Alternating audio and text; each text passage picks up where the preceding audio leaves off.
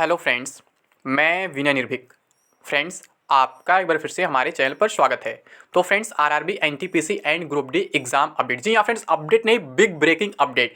जैसा कि मैं आप लोग से लगातार कह रहा था फ्रेंड्स कि रेलवे केवल फिजिकल प्रोटेस्ट की भाषा समझता है, रेलवे केवल चक्का जाम की भाषा समझता है। तो फ्रेंड्स, वही हुआ फाइनली जिसका हम लोग इंतजार कर रहे थे, जिस नोटिस का इंतजार कर रहे थे, जिस डर का इंतजार कर रहे थे, रेलवे आखिर डर ही गया, वो नोटिस दे ही दिया। मैं आप लोग से लगातार कह रहा था कि फरवरी में कोई एग्जाम नहीं होने वाला है। मैं आपसे कहता रिजल्ट रिवाइज होकर के रहेगा, बस आप लोग के एफर्ट के ऊपर डिपेंड करता है। अगर आप लोग ये एफर्ट बहुत पहले कर दिए होते, जब मैं 15 तारीख से कह रहा था, तो और जल्दी ये नोटिस आ गया होता और आपको अब तक रिवाइज रिजल्ट भी मिल गया होता। लेकिन अभी भी देर नहीं हुई है फ्रेंड्स। जब ये नोटिस आ गया, इसका मतलब एक समझिए रिवाइज रिजल्ट भी आ गया और आपका फरवरी में कोई एग्जाम नहीं होने वाला है। जी हाँ फ्रेंड्स, फाइनली रेलवे डर चुका है आपके प्रोटेस्ट वगैरह से।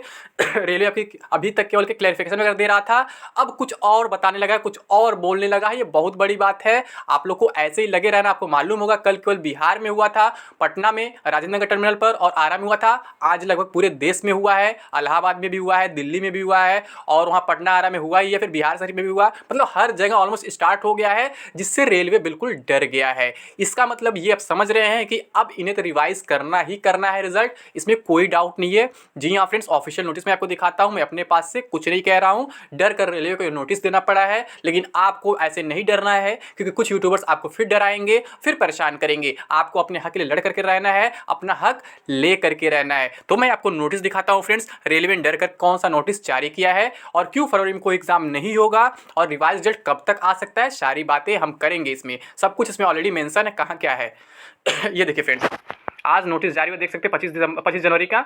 ये देखिए, भारत सरकार रेल मंत्रालय रेलवे भर्ती बोर्ड सूचना, यह संज्ञान में आया है कि रेलवे नौकरी के इच्छुक उम्मीदवार रेलवे पटरियों पर विरोध प्रदर्शन, ट्रेन संचालन में व्यवधान, रेलवे संपत्तियों को नुकसान पहुंचाने जैसी उपद्रवी गैर कानूनी गतिविधियों में संलिप्त हुए हैं। इस तरह की गतिविधियां उच्चतम स्तर की अनुशासनहीनता प्रदर्शित करती हैं, जो ऐसे उम्मीदवारों को रेलवे सरकारी नौकरियों के लिए अनुपयुक्त बनाती है। यानी कि रेलवे अब डराना चाहता है, खुद डर चुका है, अब वो धमकी दे रहा है आपको कि आप ऐसा न करो, क्योंकि रेलवे भी जानता है गलती किया है और रेलवे बार बार चाह रहा है कि आप कोर्ट केस करें ताकि वैकेंसी और लटके, फिर बाद में कहा जा सके कि 2024 तक अगर वैकेंसी खिंची है तो कैंडिडेट्स की गलती से खिंची है, ना कि रेलवे की गलती से खिंची है। यानी कि मैं शुरू जो बात कह रहा था कि रेलवे जानबूझकर दोनों वैकेंसी लटकाना चाहता है, तो सच्चाई आपके सामने धीरे धीरे आता जा रहा है। ठीक है, यहाँ पे क्या लिखा हुआ है, इस तरह की गतिविधियां उच्चतम स्तर की अनुशासनहीनता प्रदर्शित करती हैं, जो ऐसे उम्मीदवारों को रेलवे सरकारी नौकरियों के लिए अनुपयुक्त बनाती हैं। ऐसी गतिविधियों के वीडियो की विशेष एजेंसियों की मदद से जांच कराई जाएगी और गैर कानूनी गतिविधियों में लिप्त पाए जाने वाले उम्मीदवारों पर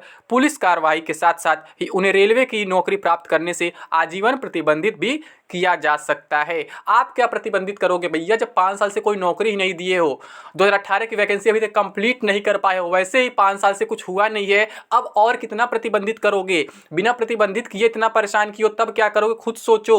प्रतिबंधित करने की जरूरत क्या, वैसे ही तुम प्रतिबंधित कर चुके हो, अभी तक किसी को नौकरी नहीं दिए हो। 2018 की वैकेंसी अभी तक ज्वाइनिंग कंप्लीट नहीं हो पाई है, 2019 वाले बच्चे भी परेशान हैं कि एग्जाम किस तरह करा लो, रिजल्ट किस तरह दे दो, और रिजल्ट जो दिए भी एनटीपीसी का तो वो भी कैसा दिए कि वहां भी प्रॉब्लम खड़ा कर दिए। तो अब क्या प्रतिबंधित करोगे, इससे बड़ा प्रतिबंध क्या हो सकता है कि कोई एग्जाम देने के बाद भी इतना परेशान हो रहा है और उसे कट ऑफ के लिए परेशान होना पड़ रहा है कि नोटिफिकेशन का रूल फॉलो नहीं किया जा रहा है। अब आप चाहते हो कि बच्चे कोर्ट जाए, वैकेंसी और फंसे, तो ऐसा नहीं होने वाला है।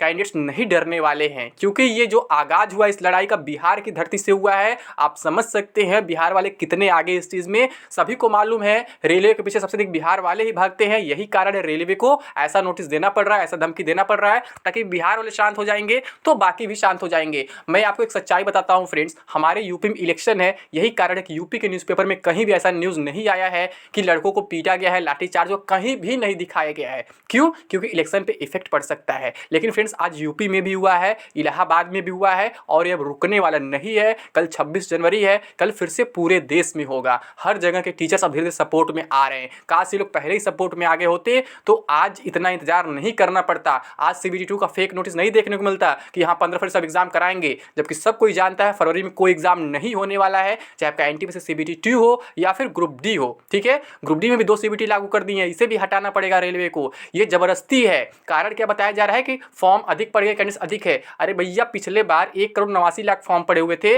इस बार केवल 1,15,00,000 फॉर्म पड़े हुए हैं, तो कैसे फॉर्म अधिक हो गए? पिछले बार एक सीबीटी में निपट गया, इस बार 2 सीबीटी जरूरत क्यों पड़ी? साफ साफ दिख रहा है पिछले बार 2019 का इलेक्शन था इसलिए तत्काल करा दिए 2018 की वैकेंसी, और इस बार 2024 का इलेक्शन दिख रहा है जो अभी 2 साल बाद है, यानी कि अभी इसको लटकाना चाहते हो 2 साल जबरदस्ती, क्योंकि केवल सीबीटी 1 कराएंगे तो वहां पे क्या होगा, एक सीबीटी से तुरंत फिजिकल मेडिकल कराना पड़ जाएगा, लेकिन सीबीटी 2 में लटकाएंगे तो 2024 आ जाएगा हर हाल में। यानी हर तरफ से बेरोजगारों को ठगा जा रहा है और कुछ नहीं किया जा रहा है, केवल परेशान किया जा रहा है। अब और कितना धमकी दोगे मुझे नहीं समझ में आ रहा है। यहाँ पे क्या लिखा हुआ है, सभी आरआरबी सत्यनिष्ठा के उच्चतम मानकों को बनाए रखते हुए निष्पक्ष और पारदर्शी भर्ती प्रक्रिया संचालित करने के लिए प्रतिबद्ध। मैं बताता हूं कितना सत्यनिष्ठा है और कितना उच्चतम मानक है। यहाँ पे जो रिजल्ट आया एनटीपीसी सीबीटी 1 का, उसमें क्या हुआ है, उसमें अभी जो 12th वाली vacancies level 2 level 3 cut off बहुत हाई कर दिए हैं, बहुत बच्चे बाहर हो गए हैं, ठीक है। उसमें 90% ग्रेजुएशन वाले हैं, केवल 10% 12th वाले हैं, और आपको मालूम है जो 90% ग्रेजुएशन वाले हैं वो 12th की वैकेंसी के लिए नहीं आए हैं, वो ग्रेजुएशन का पोस्ट लेके चले जाएंगे क्योंकि उनका हाई कट ऑफ है, उनका हाई मेरिट है पहले से, तो वो मेंस में भी क्या करेंगे, सीबीटी 2 में भी क्या करेंगे, अच्छा स्कोर करेंगे, और जब अच्छा स्कोर करेंगे तो अच्छा सैलरी वाले पोस्ट पे जाएंगे वो, ठीक है। जब अच्छे सैलरी वाले पोस्ट पे जाएंगे यानी कि लेवल 5 6 3 मतलब 3 12th में आ जाएगा, लेवल 5 6 में वो सेलेक्ट हो जाएंगे। जो लेवल 2 3 का पोस्ट है वो खाली चला जाएगा, क्यों? क्योंकि 12th तो पहुंच ही नहीं पाए हैं, और जो ग्रेजुएशन वाले पहुंचे हैं वो लेवल 5 6 के लिए एलिजिबल है, तो लेवल 5 6 का पोस्ट जाके पा जाएंगे वो, और जो कम कट ऑफ पे लेवल 5 6 क्लियर किए सीबीटी 1 वो सीबीटी 2 में बाहर भी हो सकते हैं। क्यों? क्योंकि लेवल 2 लेवल 3 एलिजिबल नहीं है, लेवल 2 लेवल 3 कट ऑफ और हाई जाएगा, और जो बच्चे पहुंचे हैं हमारे 12th वाले उसके तरफ आ जाएंगे, लेकिन बाकी सीट कहाँ जाएगा, यानी कि पैसे से वो सीट भरे जाएंगे, क्योंकि आपको मालूम है डीवी में 1.5 गुना 2 गुना नहीं बुलाने वाले हैं, केवल 1 गुना बुलाने वाले हैं। यानी कि हर तरफ से धांधली की जा रही है, और ये कहा जा रहा है कि आरआरबी सत्यनिष्ठा के साथ उच्चतम मान को बनाए रखते हुए निष्पक्ष और पारदर्शी भर्ती प्रक्रिया संचालित करें। कहाँ पर निष्पक्ष और पारदर्शी? और जो मेडिकल स्टैंडर्ड आप बढ़ाए हैं ग्रुप डी में, उसका मतलब क्या है, वहाँ भी पैसा लेकर सबका मेडिकल स्टैंडर्ड बढ़ाएंगे। हर जगह तो धांधली साफ दिख रहा, सामने दिख रहा, फिर आप ऐसे कैसे बोल सकते हैं, इतना मतलब बेहयापन कैसे दिखा सकते हैं, इतना तानाशाही कैसे कर सकते हैं, मुझे नहीं समझ में आ रहा है। यहाँ लिखा है रेलवे नौकरी के इच्छुक उम्मीदवारों को सलाह दी जाती है कि वे गुमराह न हो या ऐसे तत्वों के प्रभाव में न आए जो अपने स्वार्थ को पूरा करने के लिए उनका इस्तेमाल करने की कोशिश करें। भैया इस्तेमाल तो आप कर रहे हो इलेक्शन में, हम कहाँ इस्तेमाल कर रहे हैं? यहाँ तो बेरोजगार परेशान है खुद के लिए, कोई उनको इस्तेमाल नहीं कर रहा, लेकिन आप इस्तेमाल कर रहे हो। आप एनटीपीसी में धोखाधड़ी की हो ताकि सीट बेचे जा सके, आप ग्रुप डी में धोखाधड़ी कर दिए ताकि वहाँ भी सीट में मेडिकल में पैसा लिया जा सके, मतलब हर जगह सीट बेच रहे हो, चाहे एनटीपीसी चाहे ग्रुप डी हो, जिससे पहले इतना खतरनाक नहीं होता था, इतने बड़े लेवल पर नहीं होता था जो अब हो रहा है। तो ऐसा आप लोग कर रहे हो, और आपके धमकी से बेरोजगार युवा नहीं डरने वाला है। बेरोजगार युवा अपना हक लेकर के रहेगा, चाहे आप कुछ भी कर लो। आप सीबीटी 2 15 फरवरी से नहीं करा सकते तो नहीं करा सकते, आपको रिजल्ट रिवाइज करना पड़ेगा तो करना पड़ेगा, इसमें कोई डाउट नहीं है। और ग्रुप डी तो ऑलरेडी 23 फरवरी से नहीं होने वाला है, आप भी जानते हैं हम भी जानते हैं, क्योंकि अगर कराना होता तो आप नए नोटिस सही से मेंशन किए होते कि हाँ हम अब कोविड सिचुएशन वगैरह नहीं देखेंगे, अब कंफर्म कर चुके हैं 23 फरवरी से एग्जाम करा रहे हैं। वैसे सब कोई जानता है 23 फरवरी को एक्जैक्टली इलेक्शन यूपी में, तो वैसे भी एग्जाम पॉसिबल नहीं है 23 फरवरी से, ठीक है। लेकिन बहुत से कैंडिडेट अभी समझ नहीं पा रहे, पूरी बात नहीं समझ रहे, उनको लग रहा है रेलवे जो बोल रहा है सही बोल रहा है। वो शायद रेलवे के केस में नए हैं, मामले में वो नहीं जानते रेलवे कब क्या बोल सकता है, कब क्या डिसीजन ले सकता है, इसलिए उनको अंदाजा नहीं है। लेकिन सच्चाई यही 23 फरवरी से ग्रुप डी नहीं होने वाला है, ठीक है। अगर वो होता तो उसका भी अलग से नोटिस आता है एग्जाम डेट का कि हाँ भाई हम 23 फरवरी कराएंगे या फिर 24 फरवरी कराएंगे, क्योंकि 23 फरवरी को इलेक्शन है, और इलेक्शन केवल 23 फरवरी को नहीं, उसके आगे भी है, 3 मार्च को भी है, और 27 फरवरी को इलेक्शन है, कई डेट पे इलेक्शन है। तो अभी क्या है, अभी कोई एग्जाम नहीं होने वाला, वैसे भी फरवरी में कोई एग्जाम नहीं होगा, आपका सीबीटी 2 मार्च एंड तक हो सकता है, और ग्रुप डी हो सकता है अप्रैल मई तक शायद हो जाए, उसके बाद अभी कंफर्मेशन नहीं है, ठीक है फ्रेंड्स। तो अभी के लिए बस इतना ही, थैंक यू, जय हिंद, जय भारत।